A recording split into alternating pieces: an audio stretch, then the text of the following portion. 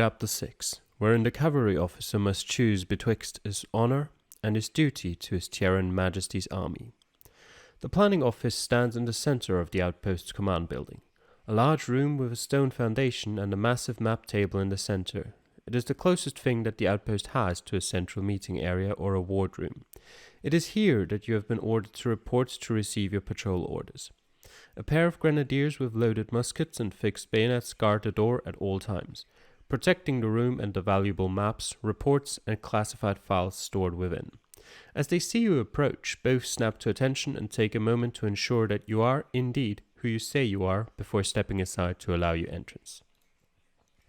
As you walk inside, you can plainly see that the maps on the table have been arranged for your benefit. Seeing you enter, Captain Lefebvre orders you to approach with a jerk of his chin. Upon closer inspection, you pick out the two routes traced on a large sheet of parchment.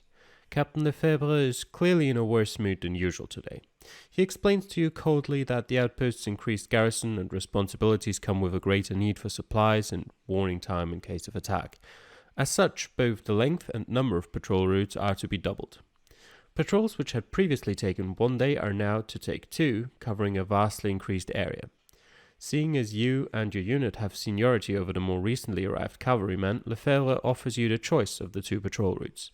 The shorter, more monotonous one, heading eastward, or the longer, more circuitous western route.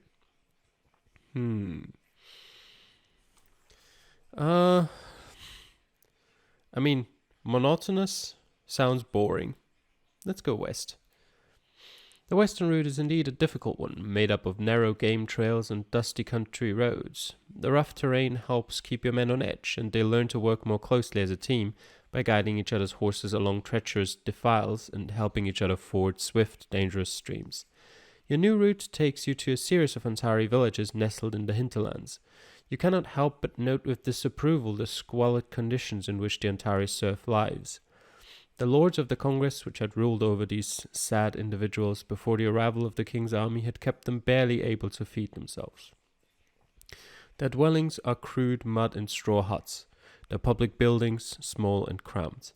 Compared to the comfortable wooden cottages and well-kept village squares of rural Tierra, the Antari settlements are downright primitive.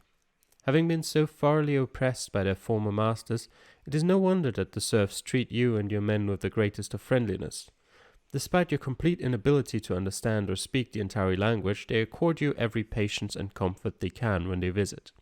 Your men can always count on a place to sleep under some poor peasant family's thatched roof. Unfortunately, the local landowners and freeholders, at least those who did not flee north, seem less enthusiastic with the presence of the king's soldiers. In your few encounters with local nobility, they are cold, distant, and even outright hostile. They meet you with furious glares and spit at you when you pass them on the road.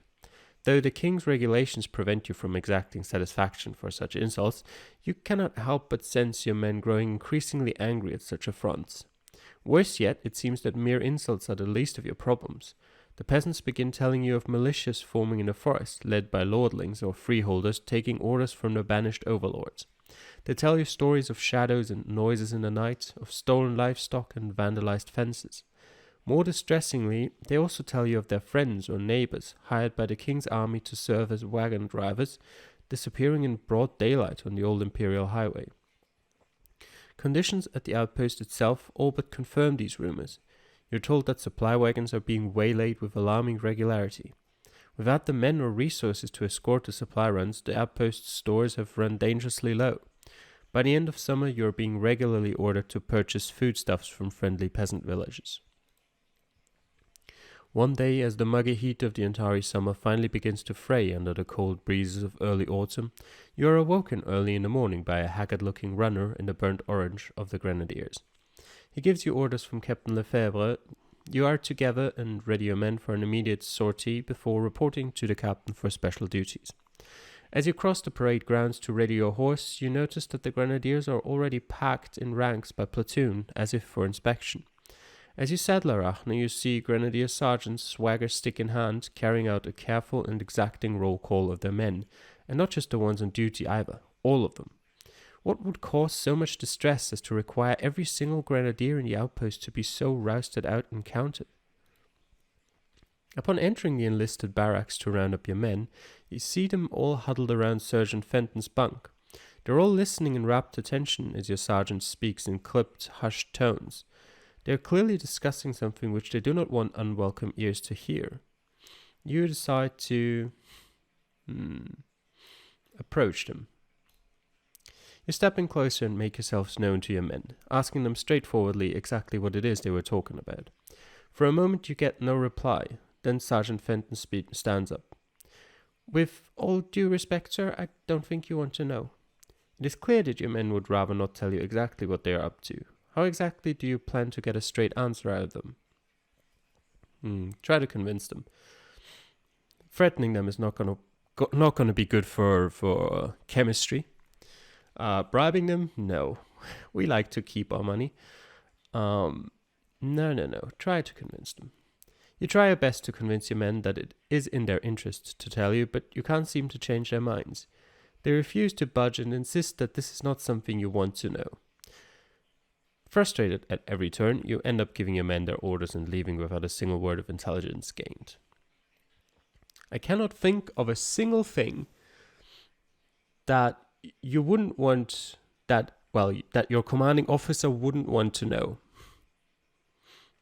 If you can come up with anything, please tell me, but I can't think of anything. So that's not a good thing.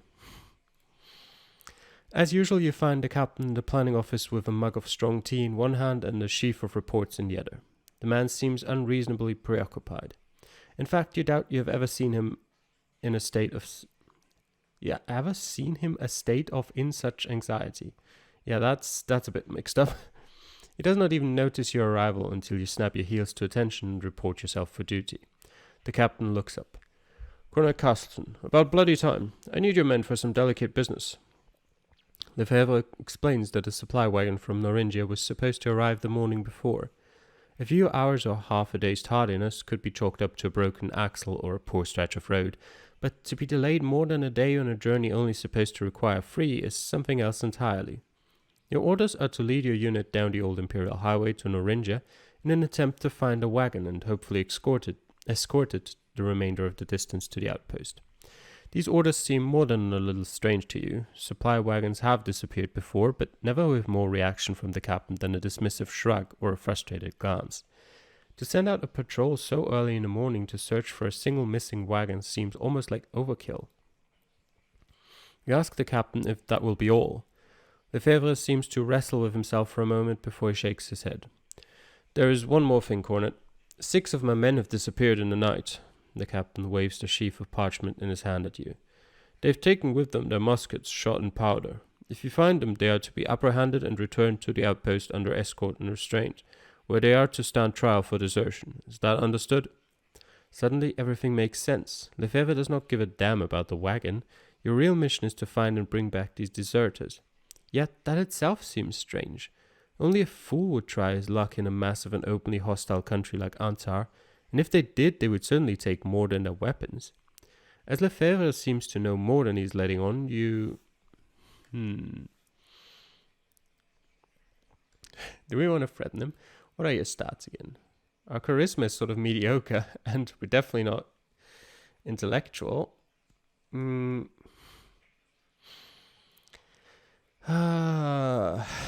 kind of want to threaten him. Sure. You begin to insinuate that you know that Captain Lefebvre is holding on to some sort of information about your assignment which he's not telling you about. As you bring up the possibility of telling Major Hunter, the captain scoffs in your face. And what proof do you have? For all I know, you're attempting to threaten me with some information which the Major himself has entrusted to me. When a junior officer of untested reputation demands to see something which they are not privy to, without any solid or logical reason, there are unfortunate times when words like traitor and spy are ascribed to him. You're not a traitor, are you? The captain holds his gaze for a moment. Finally, you shake your head. You cannot win this. Good man. Off you go then. I shall entertain no more questions of such impudence. Dismissed. You find the men assembled and waiting for you as you step into the courtyard. Quickly saddling and mounting up on Arachne, you take the lead as you have in 100 patrols before, riding up the main gate towards the old Imperial Highway 2 hours after dawn. The next few hours are uneventful. You and your men keep ready eyes for anything out of the ordinary on the road as you make your way at a measured pace. After a few hours, the midday sun begins making itself known, surrounding your tiny column with a miasma of hot, muggy air. Finally, at about noon, you hear noises and voices shouting in Tieran. You spur your horse forward and turn the bend. You come across a sight which you will not forget for a very long time. The first thing you see is the missing wagon, tipped on its side, one wheel spinning slowly in the midday breeze. The next thing you see are the remnants of its drivers. You hear someone swear roughly behind you. The peasants hired to drive the wagon, 2 men and a woman, at least you think it had been a woman, have been disemboweled, mangled, and then beaten beyond identification. Their shattered remains hang from the low branch of a nearby tree. The rough shape of the 2-headed eagle of the League of Antar is carved into the chests of each of the murdered peasants, leaving no question as to the allegiance of the perpetrators. So shocking is the scene in its cruelty that it takes you half a minute to see the 2 men in the orange jackets and bearskin shakos of the grenadiers approach the desecrated corpses. Still struck dumb, you watch as one of them cuts a body down with a knife. You see the grenadier toss the bloody form into the ruins of the wagon as the other one sits around a pile of kindling, clearly trying to start a fire. The grenadier by the cart sees you and your men as he looks back up. His hand darts to his musket lying against the nearby tree trunk by instinct before catching himself, recognizing the grey and red tunics of the Royal Dragoons. The infantryman scrambles over to you, sketching off a quick salute. His sleeves carry the 2 chevrons of a corporal of the grenadiers. "We found these poor folk just hanging like that." His voice is full of barely suppressed anger. "Must be the bloody Antari freeholders raiding again. We're just giving these poor souls a proper cremation, so they can meet the saints in a state of peace." The presence of these men is beyond odd. The grenadiers have no reason to be outside the walls of their assigned outposts, and the nearest garrison is your own at the River Karan Bridge. No doubt they are the men you are looking for. More importantly, out of the half-dozen you were supposed to look for, only 2 are present. You can't help but wonder what happened to the others. Odd indeed. What do you plan to do about it?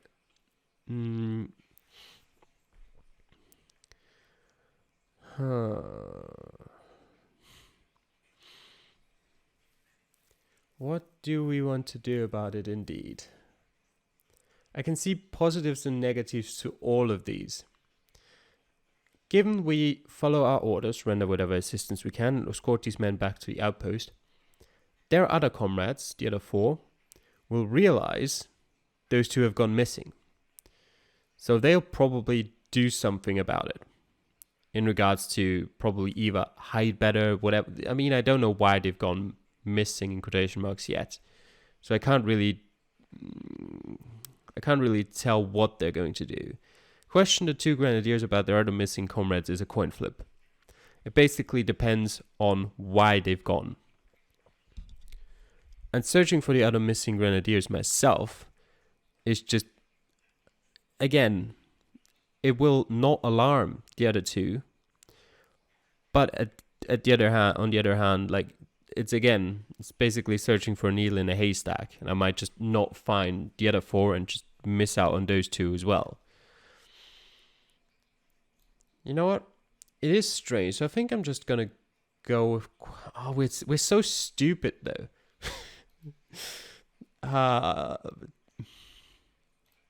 We're going to do it anyway. It's a risk, but I want to do it. You step forward menacingly, your hand resting on the hilt of your saber. Your men follow your lead. I was told that 6 of you had left the outpost. Where are the rest? You know well enough that your uniforms make you a ripe target for any Antari raider. Do you honestly expect me to believe that you men would expose yourselves by splitting up to travel these partisan-assailed roads by day and camp openly at night? Tell me where your fellows are, or explain to me why I didn't find you like those poor souls. You point to the bodies hanging from the tree over there. The grenadiers whisper amongst themselves for a moment. Their hushed words grow more and more panicked until finally one of them speaks up. "Well, sir, we were along the road when we found this grisly scene. The sergeant flew into such a rage that he ordered us to stay behind and give the bodies some respect while he and the others hunted down the bastards responsible." The grenadier points at a slight opening in the trees a little up the road. "They went through there, sir." The corporal points at the sad sight of the suspended bodies. Might you help us with these poor folks, sir? I'm sure the others will be back.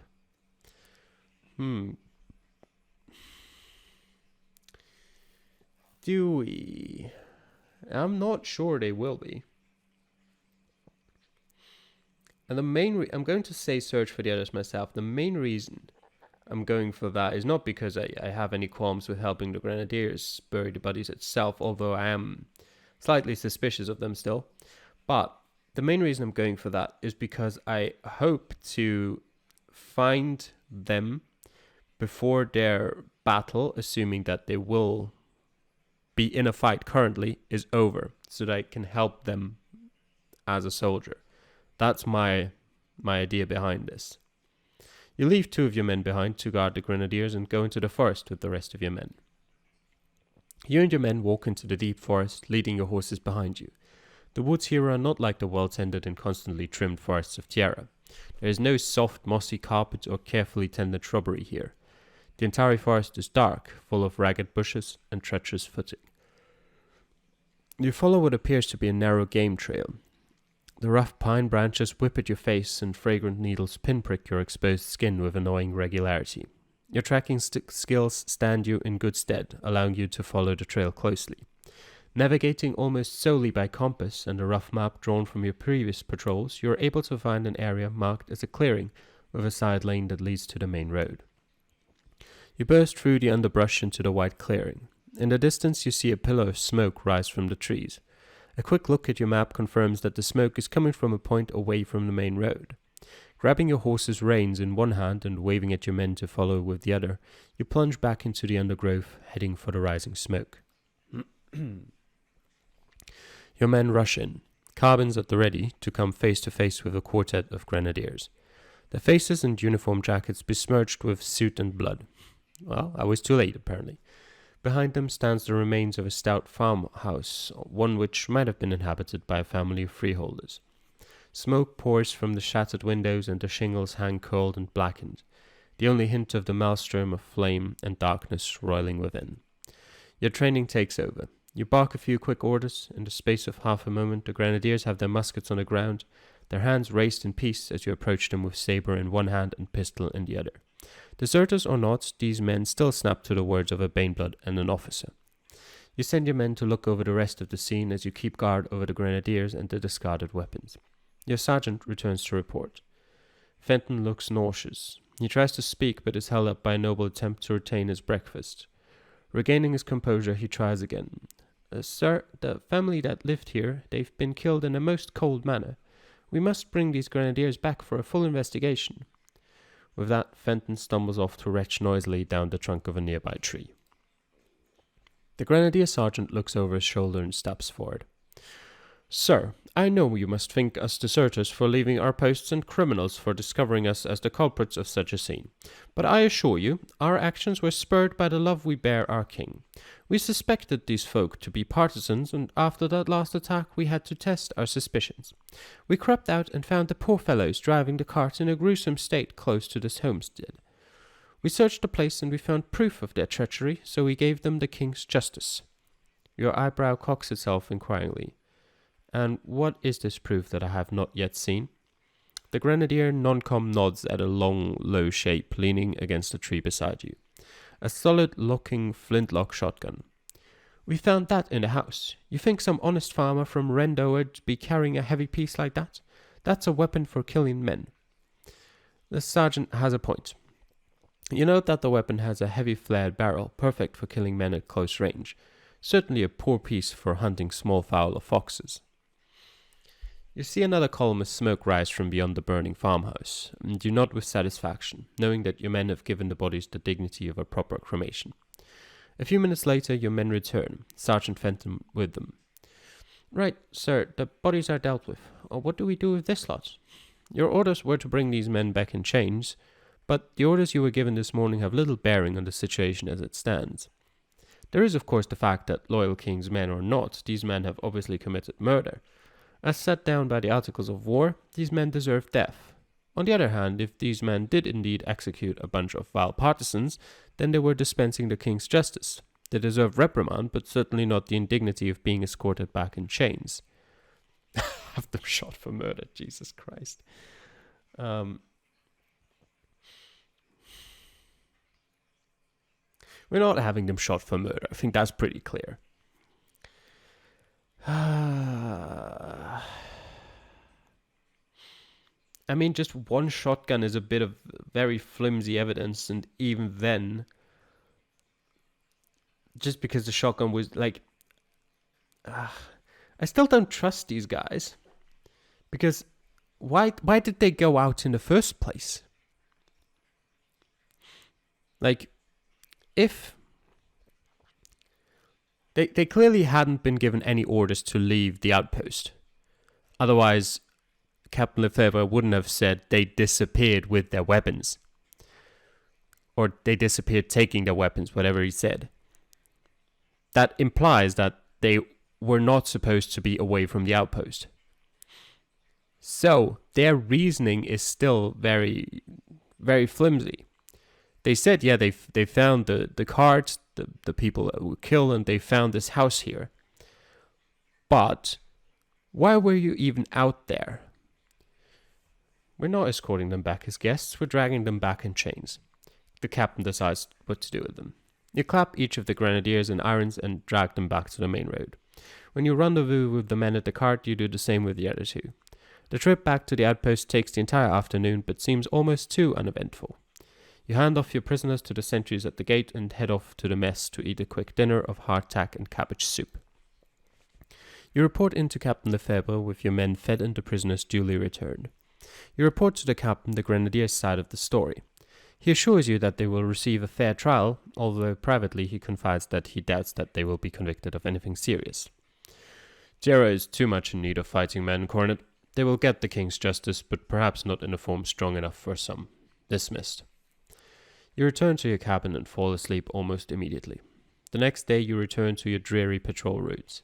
The partisan attacks continue throughout the summer until finally, with the onset of the rainy season, the army's high command begins assigning escorts to the supply wagons. About damn time. No matter how bold the partisans seem unwilling to attack a wagon guarded by a half-dozen infantrymen. A few days after the first snow of the year, Major Hunter announces with some relief that there will be enough supplies to last the winter.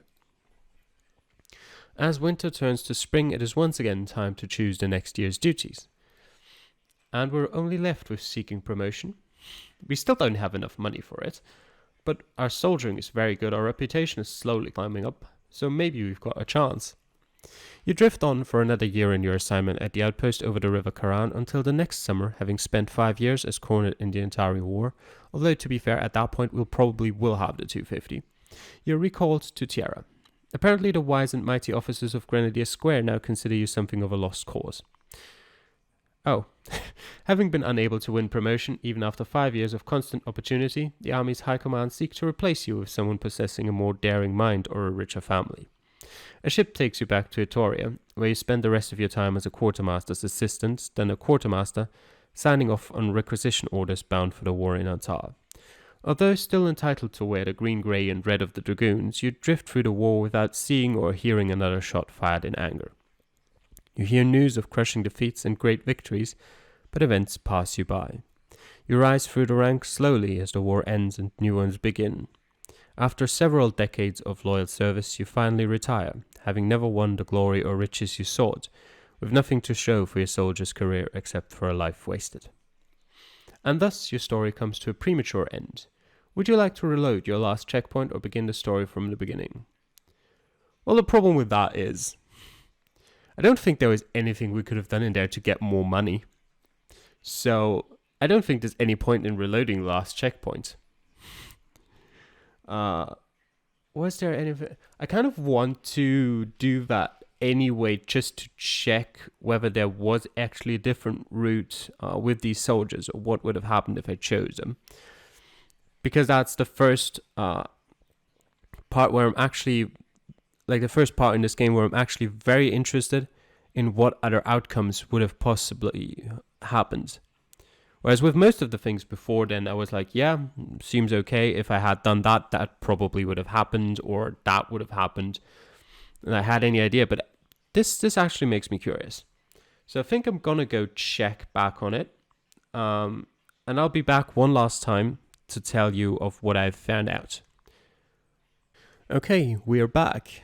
We took a different turn, and I wasn't actually thinking it would change much in the way of, like, I wasn't thinking it would give us any money or the like, so I didn't record it, but I can tell you now exactly what happened on the different route that I chose. I chose to, first of all, threaten our what do you call them?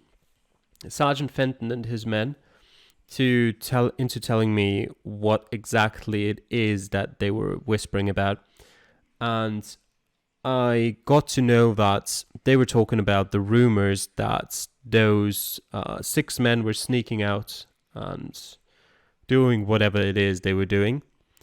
Then I talked to Captain Lefebvre, and this time I tried to convince him, and apparently that was a check for my soldiering stat instead of my intelligence or charisma. So that went well. And he told me that those 6 officers or 6 grenadiers were actually sent out by him on purpose on a mission to stop those partisan attacks. And then I went to the grenadiers, to the 2 grenadiers and the wagon. I told them that I am there on Captain Lefebvre's orders. They then, did the whole thing with the bodies. Then the other 4 grenadiers came back. I think it was sort of I didn't see anything would happen kind of thing.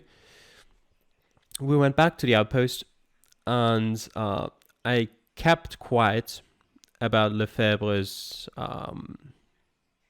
doings because Major Hunter was not aware of them. So he rewarded me with 100 gold, which probably means that I'm now able to afford promotion to lieutenant. Our loyalty has sunken a bit, or has fallen a bit, which is not ideal, but especially because it was basically useless information. Because I acquired the information from Lefebvre afterwards anyway. But we should be able to get promoted now. So let's see. You send off a request for promotion with the next courier. A month later, he returns with a letter stamped with the seal of the Duke of Wolfram, Commander-in-Chief of the army. With his official approval regarding your promotion to lieutenant, you are to proceed to Noringia to receive your promotion and await a new posting fitting your rank. You leave the next day. Okay, so apparently we are continuing. I did see there was one comment that said, I should continue if I die. Well, this was not so much. I guess eventually I did die of old age, but I guess it sort of fits. Yeah, so we are continuing. I told you everything that happened in that chapter, so we should just be good to go in the next episode.